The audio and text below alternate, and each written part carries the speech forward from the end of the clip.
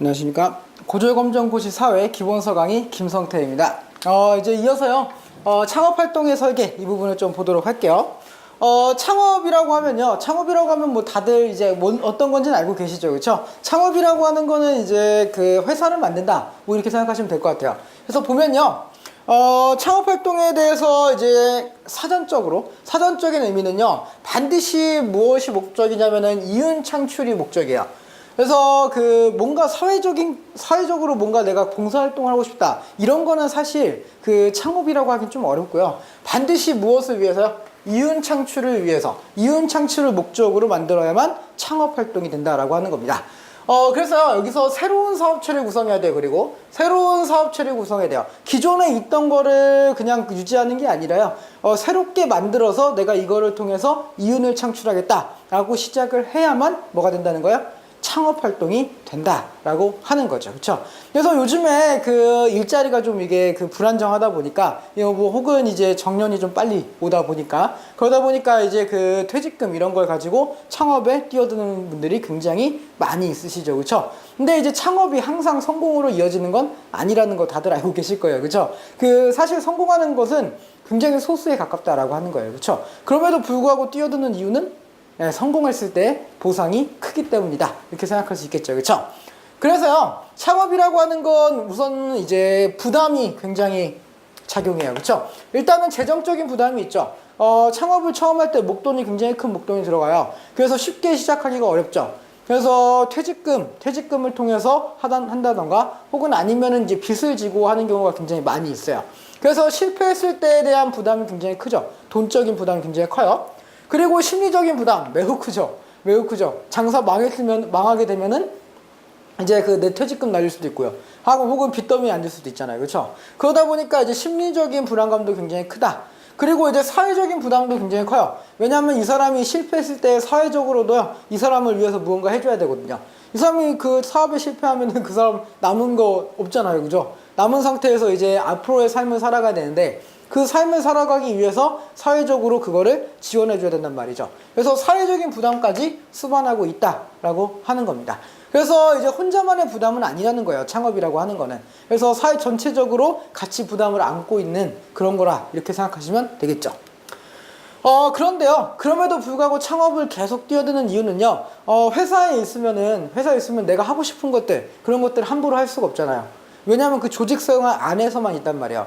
이 조직 안에서 내가 할 수 있는 걸 마음껏 펼칠 수는 없고, 그냥 그 안에서 이제 흘러가는 대로만 살 수밖에 없었는데, 내가 생각하는 이런 창의적인 아이디어, 독특한 아이디어, 이런 것들을 이제 뭔가 표현하기 위해서는 창업이 필요하다라고 하는 거죠. 그렇죠? 그래서 창의성을 발휘하기 위해서는요, 그냥 회사에 가서 일하는 것보다는 창업을 활동하는 것이 훨씬 더 좋다라고 하는 겁니다.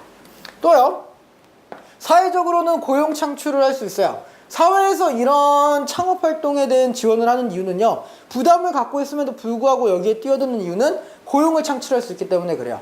이게 회사가 하나 잘 되면요, 혼자만의 이야기가 아니란 말이에요. 그렇죠? 이 회사가 잘 되면요, 그 밑에 직원들이 계속 늘어나게 돼 있고요, 그 직원들은 거기서 일을 하면서 임금을 받아가서 가정을 꾸릴 거 아닙니까? 그리고 그 가정 안에서 또다시 노동을 할 사람들, 그리고 인재를 양성하게 되는 거고요. 그렇잖아요. 그죠? 그렇기 때문에요, 기본적으로 고용 창출을 위해서 사회는 여기에 투자를 할 필요가 있다고 하는 겁니다. 사회가 안정적으로 돌아가기 위해서 반드시 필요한 것이다, 이렇게 생각하면 되겠죠. 그리고 이제 사회 구성원들의 후생 증진이라고 되어 있는데요, 이 후생이라고 하는 거는 이제 평소의 생활하는데 조금 얼마나 잘 사는가, 얼마나 편안하게 사는가, 얼마나 걱정 없이 사는가, 이런 거라고 생각하면 될 것 같아요. 그래서 요거를 증진시켜준다라고 하는 건데요, 고용을 창출하고 그 사람들한테 임금을 주잖아요. 그 임금이 바로 이 후생 증진과 관련이 있다라고 하는 거죠. 그리고 창업 활동이 활발해서요, 일자리가 많아지면요, 사람들이 만약에 여기서 내가 그만두게 되더라도, 혹은 내가 여기 일을 이제 못하게 되더라도 다른 데서 일할 수 있겠구나라고 하는 그런 안정감이 생기는 거잖아요. 그렇죠? 그렇기 때문에 후생 증진에도 해당한다, 이렇게 이야기할 수 있다라고 하는 거죠. 그러면 이제 창업 시에는 어떤 걸 고려해야 될까? 그래서 실패하지 않기 위한 창업, 어떻게 하면 될까라고 생각을 좀 해볼게요. 창업 시에 그러면은 여러분이 창업을 하려고 할 때, 그럴 때 어떤 걸 고려해야 되는가? 그런 것도 조금 알아보고 갈게요. 그래서 창업을 할 때는요, 우선은 창업 아이디어가 굉장히 중요합니다. 그래서 어떤 일을 창업할 것인가, 그리고 이것을 어떻게 생산할 것인가, 무엇을 생산할 것인가. 내가 뭔가 생산을 한 다음에 판매를 해야 되는 거잖아요. 그렇죠? 그래야 이윤이 창출이 되죠. 그래서 내가 이거를 무엇을 생산할 것이고, 그걸 생산할 때 어떻게 생산할 것이고, 그리고 그걸 생산한 다음에는 어떻게 판매할 것인가, 이런 것들이겠죠. 그쵸? 뭐 저로 얘기한다면은 어떤 콘텐츠를 만들어낼 것인가, 그 콘텐츠를 어떻게 판매할 것인가, 이런 게 되겠죠. 그쵸? 그래서 그런 것들이요. 그래서 이런 창업 동기, 이런 것들에 대한 구체적인 아이디어예요. 여기서 분명히 중요한 거는요, 구체적이어야 됩니다. 뭐 막연하면 안 돼요. 막연하게 뭐 야, 대충 이렇게 하면 되지 않을까, 안 된다는 거예요. 그쵸? 굉장히 구체적으로요, 이렇게 해서 단계적으로 밝아 나가서, 그러고 나서 어떻게 판매할 것인가까지 계획이 짜 있어야 된다라고 하는 겁니다. 쉽게 생각하고 뛰어들었다가요, 실패하는 경우 굉장히 많이 있어요. 그렇죠? 그렇기 때문에요, 이 구체적인 아이디어가 굉장히 중요하다라고 하는 겁니다. 또 하나는요, 기업가 정신이라고 하는 거예요. 그렇죠? 뭐 지금 대부분은 기업가라고 하기는 좀 어렵겠지만요, 거의 대부분 다 노동자이시죠. 그렇죠? 노동자이실 텐데, 이 창업을 하는 순간에는 기업가가 되는 겁니다. 그래서 이 기업가 정신이란 게 굉장히 중요해요. 그럼 이 기업가 정신은 무엇인가 한번 보죠. 이 혁신과 창의성, 이게 굉장히 중요합니다. 그래서 이 기업을 성장시키기 위해서 혁신적인 아이디어, 생산 방법, 이런 것들을 고안해내려고 하는 노력이죠. 그렇죠? 그래서 그냥 있는 것들을 따라하면서 대충 이렇게 하면 되지, 이런 게 기업가 정신은 아니라고 하는 거죠. 그렇죠? 어떻게 하면은 조금 더 회사를 잘 돌아가게 할 것인가, 어떻게 하면은 이 물건을 더 싸게, 더 빠르게, 더 많이 생산할 수 있을 것인가, 그리고 이것을 어떻게 하면 더 잘 팔 수 있을 것인가, 이런 거에 대한 혁신적인 생각을 끊임없이 해내는 것, 그것이 바로 기업가 정신이다, 이렇게 이야기할 수 있다라고 하는 거죠. 그렇죠? 그래서 여기서 보면요, 마지막에 있는 게 핵심이겠죠. 그렇죠? 기업을 성장시키려는 무엇이라고요?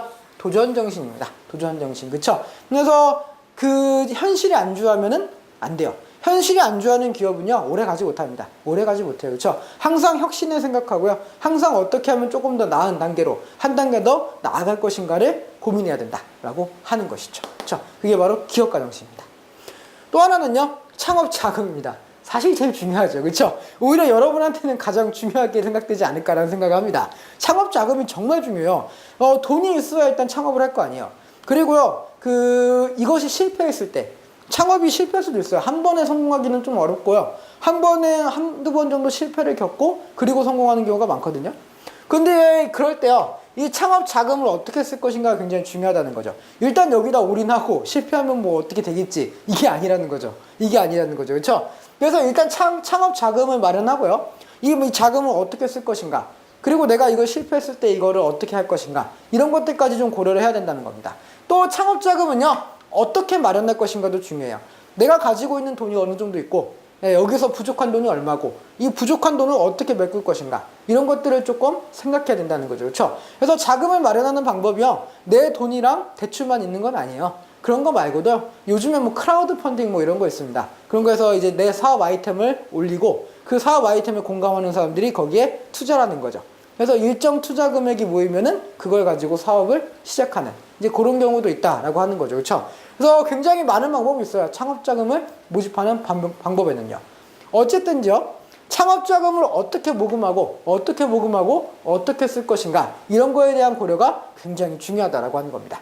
그래서 여기서 보시면요, 기술이나 인력, 생산, 설비, 이런 것들을 마련해야 되죠. 그렇죠? 요거를 마련하기 위한 자금이다, 이렇게 생각하면 되겠고요. 이걸 어떻게 마련할 것인가 고민하셔야 된다라고 하는 겁니다.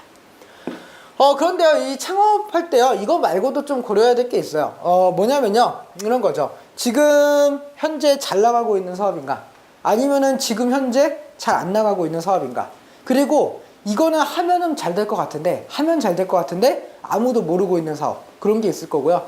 지금 굉장히 잘 나가고 있어서 거기에 여기저기서 사람들이 뛰어들어서 많은 사람들이 종사하고 있는 그런 사업이 될 수도 있을 거예요. 그쵸?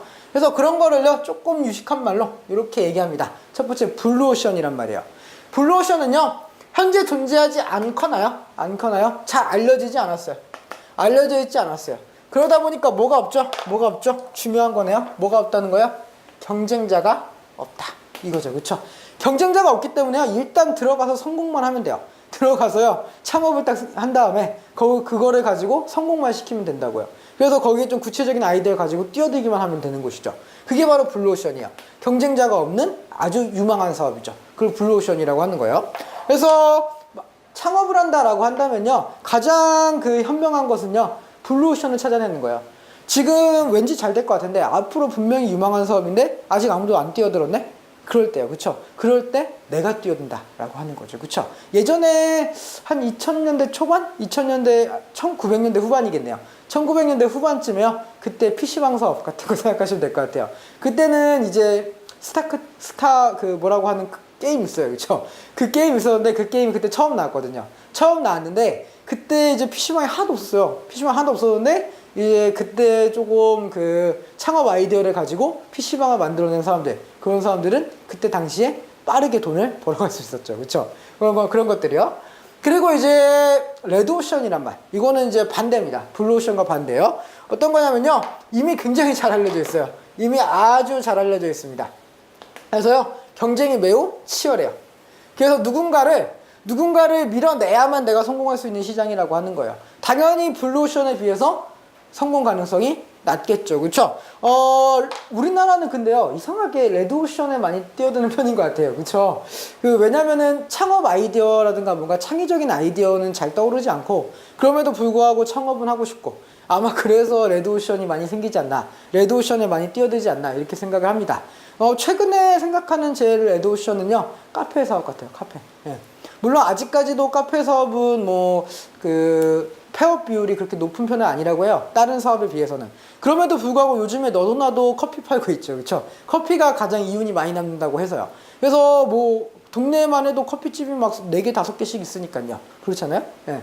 그래서 이 레드오션이라고 하고 있는 것은 이제 경쟁이 매우 치열한 시장이다 라고 생각을 하면 되겠습니다. 그래서 제가 개인적으로 좀 권해드리고 싶은 거는요, 창업을 하시는 건 굉장히 좋은 겁니다. 창업을 하셔서 이제 앞으로의 그 미래 가능성을 보시는 거 굉장히 좋은 건데요, 가능하면 레드오션보다는 블루오션을 찾으시는 게 좀 더 좋지 않을까라고 생각을 합니다. 물론 쉬운 일은 아니겠지만요, 그렇죠? 네.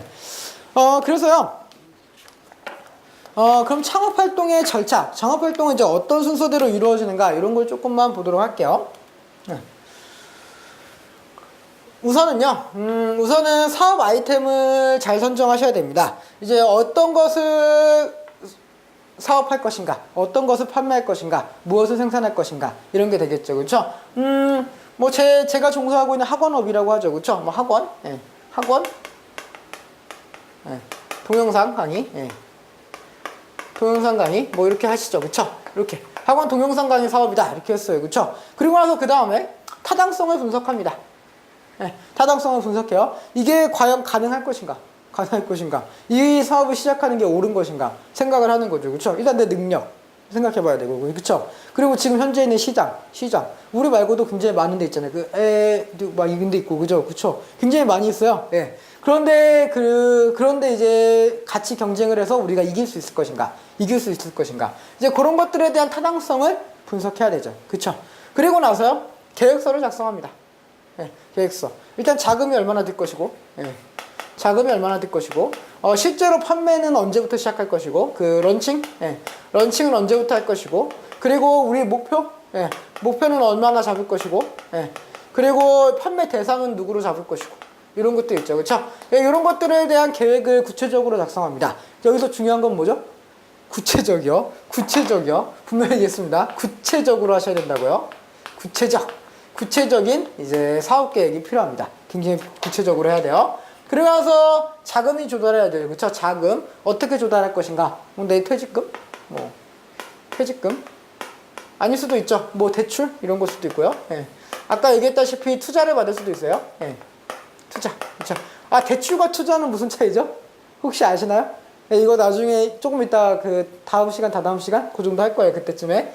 대출하고 투자의 차이는요, 대출은 돈을 빌린 다음에 이자를 주는 행위고요, 나중에 돈을 갚아야 되는 거예요. 투자 같은 경우는요, 굳이 말하면 돈을 당장 갚거나 이럴 필요는 없어요. 다만 이거는 투자는 뭘 하냐면요, 수익이 났을 때 그거에 대한 분배를 하는 거죠. 내가 수익이 100만 원이 났으면요, 투자자들에게 10% 이런 식으로 배분하는 거예요. 그쵸? 그게 투자입니다. 그래서 차이예요. 받는 게 좀 달라요. 대출은 이자를 받는 거고요. 투자는 그 배당금을 받는 거죠. 배당금을 받는 거고. 그렇죠? 그 차이가 좀 있고요. 그리고 나서 이제 사업장 임차 또는 구입. 일단은 사업장이 필요하니까 이거에 대해서 좀 빌리거나 혹은 그 건물을 구입할 수도 있어요. 그렇죠? 어떻든지 간에 일단 사업장을 마련해야 된다는 거죠. 그렇죠? 사업장 마련. 이렇게 생각하시면 됩니다. 그리고 나서요. 우리가 사업을 한다고 해서 사업자 등록을 하셔야 돼요. 사업자 등록은 신고만 하시면 됩니다. 네, 허가까지는 안 받으셔도 돼요. 허가까지는 안 받으셔도 되고 신고만 하시면 돼요. 물론 절차에 따라서요. 절차와 그 서류를 정확하게 맞추셔서요. 신고까지만 하시면 됩니다. 물론 가능한 곳에서요. 예. 사업장이요. 가능한 곳이 있고 가능하지 않은 곳이 있어요. 그런 곳을 잘 찾아서 사업자 등록을 하시고요.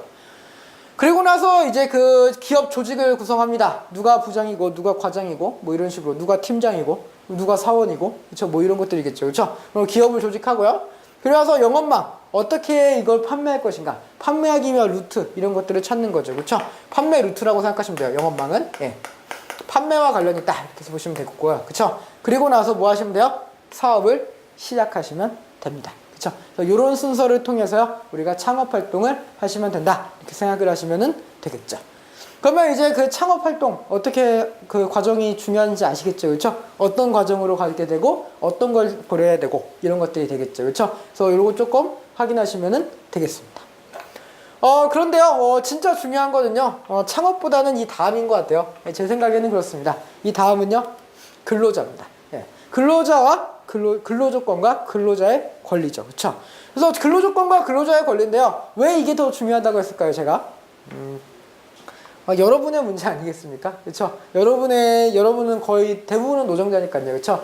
대부분은 노동을 하는 노동자이기 때문에요. 내가 어떤 권리를 가지고 있고 내가 무엇을 챙길 수 있는가 이런 것들을 조금 생각하시면서 일하시면 더 좋을 것 같아요. 그렇죠?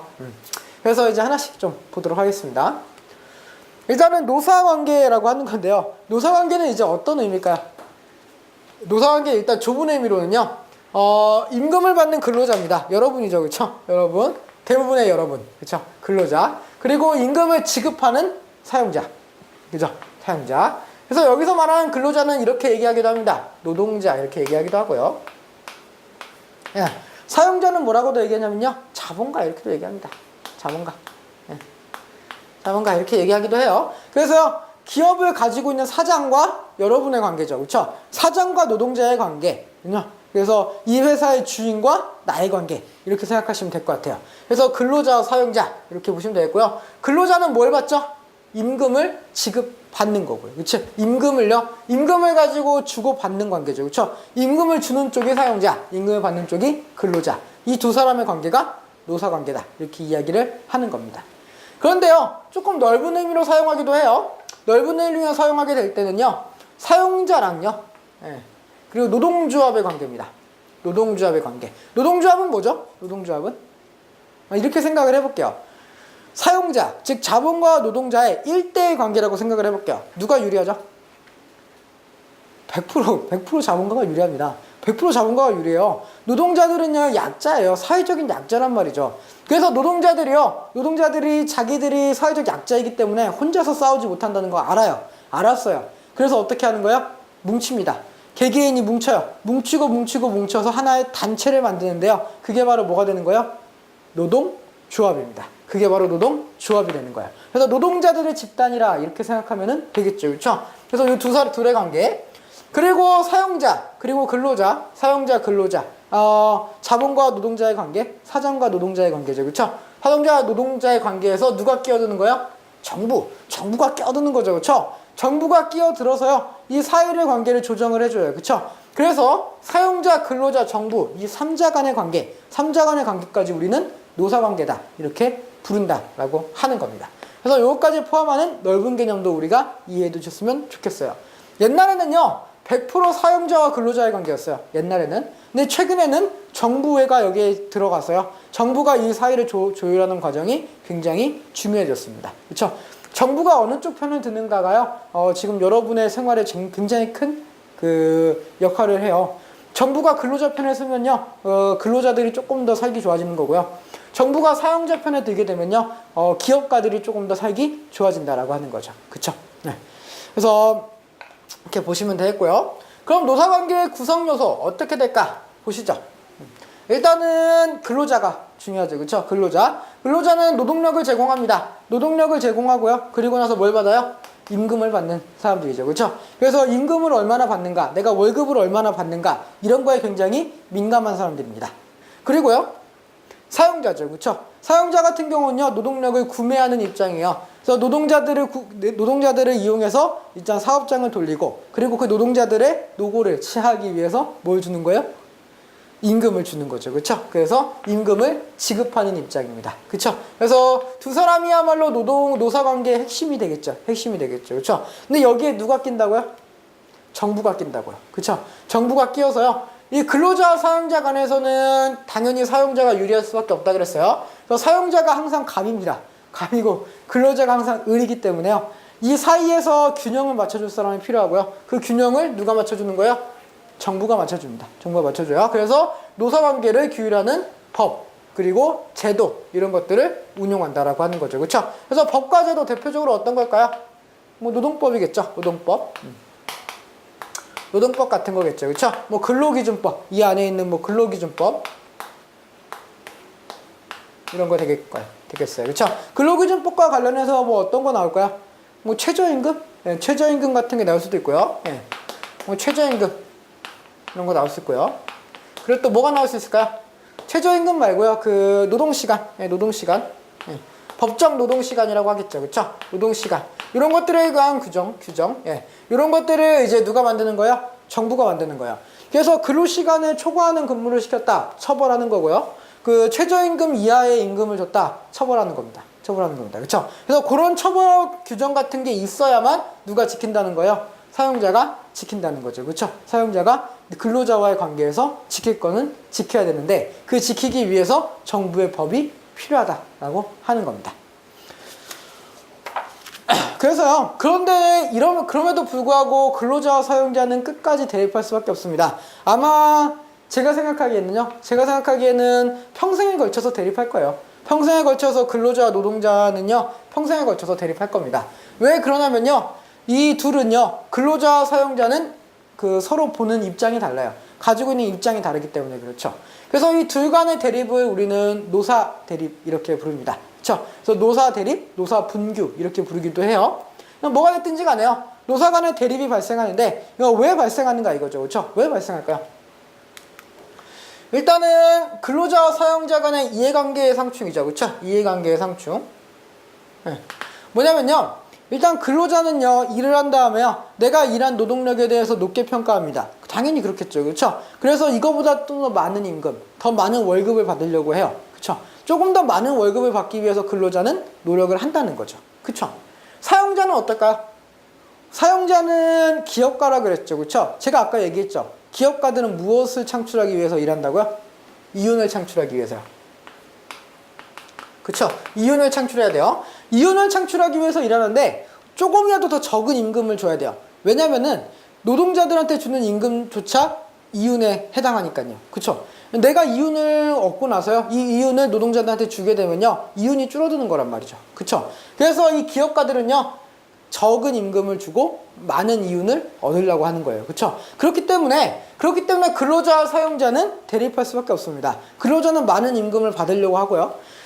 사용자 같은 경우는 조금이라도 더 적은 임금을 지급하려고 하는 거고요. 그쵸? 그래서 여기에서 먼저 대립이 시작된다라고 하는 거죠. 그쵸? 그래서 근로자들은요, 임금 더 달라 얘기하시는 거고요. 그쵸? 그리고 노동시간 너무 많다. 좀 줄여줘라. 그쵸? 우리도 살아야 되지 않는가? 그죠? 우리도 저녁에 있어야 되지 않겠나? 저녁만큼은 누구랑 같이 하고 싶다? 가족과 함께 하고 싶다. 그쵸? 그렇게 얘기하는 거예요. 그쵸? 그러고 나서요, 사용자는요, 뭐라고 얘기하는 거예요? 이윤을 남기기 위해서 야, 생산비용으로서 너희의 임금, 생산비용이잖아, 너희도 임금도. 그쵸? 이거 조금이라도 줄여야 우리 기업이 살지. 기업이 살아야 너희들도 일자리 잃지 않을걸? 이렇게 이야기를 하는 거죠. 그쵸? 그래서 이런 것 때문에요, 노사 간의 대립이 끊임없이 발생할 수밖에 없다라고 하는 겁니다. 네.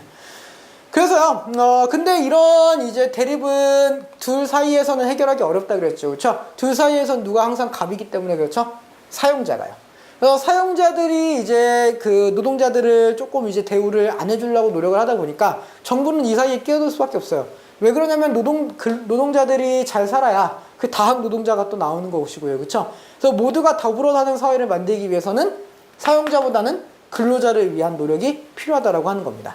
그래서요, 근로기준법이라고 하는 게 여기서 나오게 되는 겁니다. 근로기준법이요.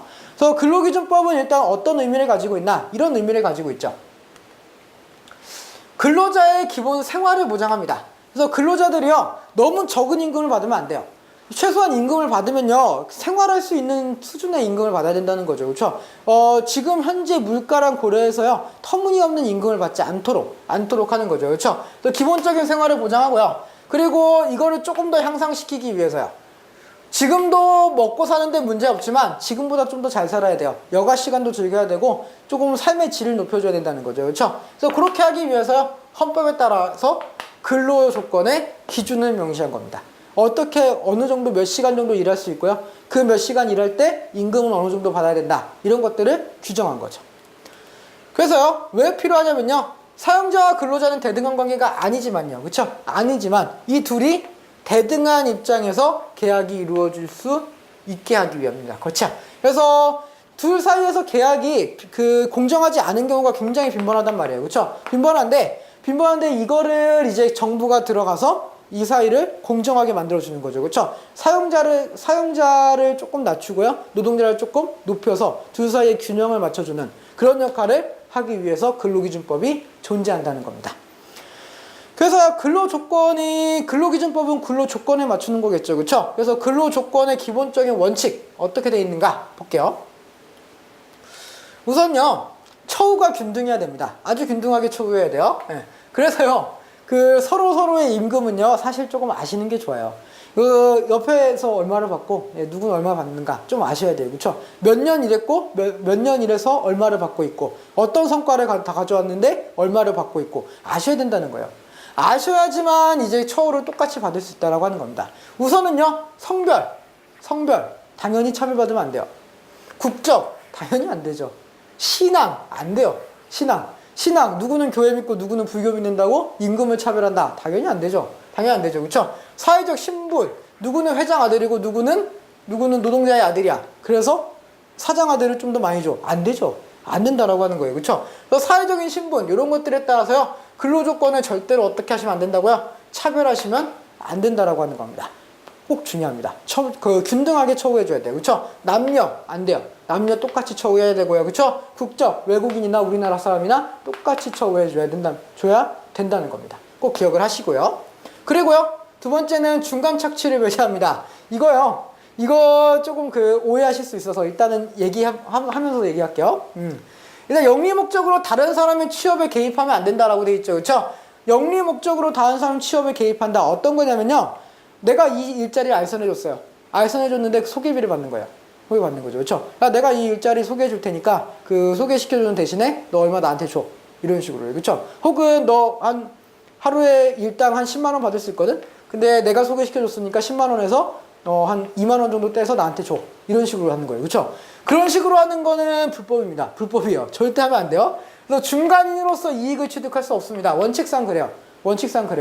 근데요, 이렇게 얘기하시면 꼭 이렇게 물어보시는 분들이 있어요. 직업 소개서 있지 않습니까? 이렇게 물어보시는 분이 있거든요. 그런 경우는요, 두 가지 경우예요. 하나는 법적으로 허가받는 사업장이 있어요. 법적으로 허가받는 사업장에서 가능해요. 그리고 그것도 조건이 있습니다. 뭐 어느 정도 조건을 가지고 거기 사업장을 차리는 경우, 그런 경우에는 가능해요. 너무 많은 정도를 가져가지만 않으면요, 뭐 50% 가져가고 막 이러지만 않으면 가능합니다. 일단 가능해요. 그리고 어떤 경우 가능하냐면요, 영리 목적이 아닌 경우요. 영리 목적이 아니라 그냥 소개시켜주는 경우, 그런 경우는 가능해요. 알겠죠? 그래서 그 두 가지 경우가 아니라면요, 불법입니다. 불법이에요. 중간 착취 하시면 안 돼요. 그리고요, 강제 근로 당연히 안 되죠. 강제로 근로하시는 게 어딨어요. 그죠? 나는 일하기 싫은데 강제로 너 해, 이렇게 얘기할 수 없다는 거예요. 그렇죠? 그래서 언제든지 이 일이 마음에 안 들어요. 그러면은 때려칠 수 있어요. 꼭 기억하셔야 됩니다. 그리고요, 당연히 폭행하면 안 되죠. 그렇죠? 폭행은 뭐 일하면서 폭행도 당연히 안 되고요. 그죠? 일하면서 폭행도 당연히 안 되고 평상시에도 폭행은 당연히 안 되죠. 그렇죠? 일하면서 채찍 맞으면서 일할 수 없잖아요. 그죠? 노예도 아니고. 그죠? 그래서 그런 것들 당연히 금지입니다. 금지고요. 그리고요, 국민권 행사의 보장이다 라고 되어 있는데 이거 조금 어려운 말이네요. 그쵸? 그래서 이거 어떤 거냐면요, 만약에 그 근로자가요 선거를 하려고 하는데 그 선거할 시간이 없게 일시키면 안 돼요. 선거는요, 이 사람의 그 기본권이거든요. 기본권을 침해하면서 일을 시킬 수 없단 말이죠. 그쵸? 기본권이 가장 중요해요. 인간한테는요, 모든 걸 다 떠나서 기본권이 가장 중요하거든요. 근데 이 선거권은 기본권의 가장 중요한 것 중 하나잖아요. 그쵸? 그래서 선거권을 행사할 때, 즉 투표하러 갈 때 투표를 못하게 일을 시키면 안 돼요. 예, 투표가 뭐 6시부터 해갖고 오후 6시까지인데 이 사이에 이 6시에 출근해서 6시에 퇴근하게 만들고 밖으로 나가지도 마라. 안 됩니다. 절대 안 돼요. 절대 안 돼요. 꼭 투표 같은 거 할 수 있게 해주셔야 됩니다. 또요, 여기서 보면은 공적 직무를 집행하기 위한 시간이라고 되어 있죠. 그렇죠? 요 시간은 노동자들한테 할애를 해줘야 되는데요. 어떤 거냐면요, 예비군입니다. 예비군이에요. 예비군. 네. 그래서 예비군 훈련 같은 거 받을 때요, 예비군 훈련 같은 거 받을 때 그거 거부하시잖아요. 그럼 사업장에 벌금 나와요. 네. 만약에 예비군 훈련 갈 거예요 라고 했는데 예비군 훈련 왜 가? 가지마 이렇게 얘기했어요. 그러고 나서 그 사람이 신고하잖아요. 그러면은 벌금 나옵니다. 사업장이. 보내줘야 되는데 안 보내줬다고. 그죠? 그거 예비군 훈련 같은 거는 공적인 업무잖아요. 공적인 업무요. 나라를 지키기 위한 공적인 업무이기 때문에 예비군 훈련 같은 거 반드시 보내줘야 된다는 거죠. 그쵸? 그래서 이런 것들 좀 기억을 해두시면 좋겠습니다. 그래서 이제 이 정도 봤으면 이제 근로기준은 어떻게 정해진다 이렇게 보시겠죠. 그쵸? 그러면 임금은 어떻게 결정될까요? 임금. 네. 이제 가장 중요한 거죠. 그쵸? 여러분의 최대 관심사 아니겠습니까? 임금. 예, 임금. 임금은요, 일단은 노동의 생산성. 어느 정도 이 사람이 생산 가능성이 있는가. 혹은 이 사람이 얼마나 일을 잘하는가. 그런 거야 되겠죠. 그쵸? 일 잘하는 사람이 더 많은 임금을 받는 것. 이건 당연한 겁니다. 당연한 거고요. 그리고요, 최저임금. 확인하셔야죠. 그쵸? 내가 아무리 일을 못해도 최저임금은 맞춰야 돼요. 지금 6,000원이 조금 넘거든요. 지금 현재. 그래서 이 최저임금 같은 경우는 반드시 지켜야 됩니다. 그쵸? 최저임금을 안 지키시면요, 이거는 불법이요. 불법. 그죠? 최소한 최저임금을 지키고 그 이상 얼마나 받을 수 있을까? 이런 걸 고려하시는 거고요. 또 한 가지는요, 근로시간입니다. 법정 근로시간에 따라서요, 받을 수 있는 임금의 차이가 생기는 거예요. 그쵸? 이 근로시간을 넘어서게 되면은 추가 수당을 반드시 줘야 되고요. 추가 수당을 주면서도 시키지 못하는 시간도 있어요. 그런 것들 꼭 지키셔야 됩니다. 또요, 노동조합 활동. 노동조합 활동은 임금이랑 무슨 관련이 있냐? 왜냐면 이 사람들이요, 노동권을 행사하거든요. 그래서 노동조합을 한다면 노동조합이 막 적극적으로 활동하잖아요. 그럼 임금이 올라가요. 대표적으로 노동조합 활동 활발한 데가 어디죠? 네, H회사 노조죠. H자동차 회사. 네. H자동차 회사는요, 사람 굉장히 많은 임금을 받고 있거든요. 그럼에도 불구하고 노동조합 활동이 굉장히 활발해요. 그래서 근로조건이 시도 때도 없이 좋아집니다. 진짜 그래요. 진짜 그래요. 근데 이게 안 좋은 거냐? 저는 아니라고 생각합니다. 저는 솔직히 말하면요, 여기 회사 사람들이 정말 잘하고 있다고 생각해요. 자기가 필요한 임금을 받아내는 거죠. 그렇잖아요? 이 사람들 뭐 귀족노조 이런 조롱을 하기도 하거든요. 귀족노조다 이렇게 얘기하는데 노동자의 귀족이 어딨어요. 그죠? 노동자는 귀족이 없습니다. 그죠?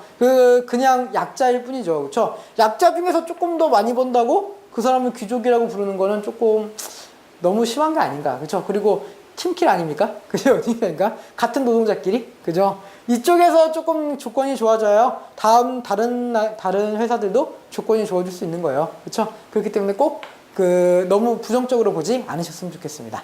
됐고요. 그래서 이런 것들이 이제 임금을 결정하는 요인이 됩니다.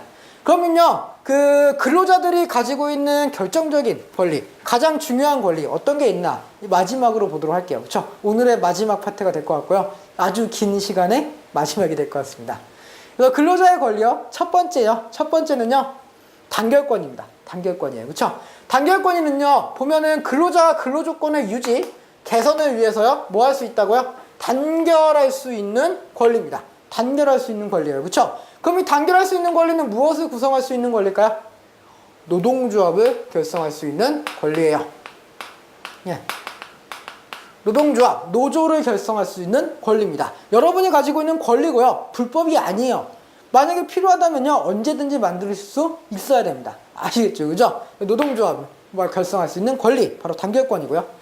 그리고 노동조합이 만들어지면요, 이 노동조합이 일단은 교섭을 할 수 있어요. 단체 교섭권이고요. 이 단체는 노조를 얘기하는 거고요. 교섭은 회사와의 교섭을 얘기하는 겁니다. 회사와의 교섭을 얘기해요. 그래서 근로자단체가 근로조건을 유지하기 위해서요. 이제 이거를 개선하기 위해서 교섭을 하는 겁니다. 누구랑요?